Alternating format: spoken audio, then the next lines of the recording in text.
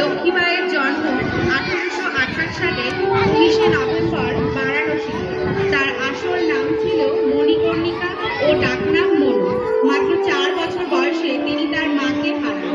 শৈশবে তিনি ছিলেন বাকিদের থেকে আলাদা। তীরন্দাজ, অশ্বারোহণ, অস্ত্রচালনায় ছিলেন পারদর্শী।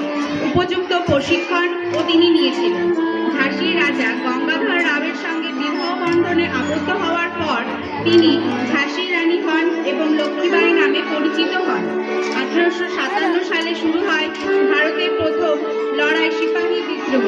লক্ষ্মীবাঈ ঝাঁপিয়ে পড়েন ব্রিটিশদের বিরুদ্ধে। তিনি ঝাঁসির দুর্গ রক্ষা করার জন্য দৃঢ় প্রতিজ্ঞ ছিলেন। এই সময় তিনি বিখ্যাত উদ্ধৃতি করেন, আমি আমার ঝাঁসি ছেড়ে দেব না। রানী লক্ষ্মীবাঈ একজন দক্ষ যোদ্ধা ছিলেন এবং তিনি ঘোড়ায় চড়ে যুদ্ধ করতেন।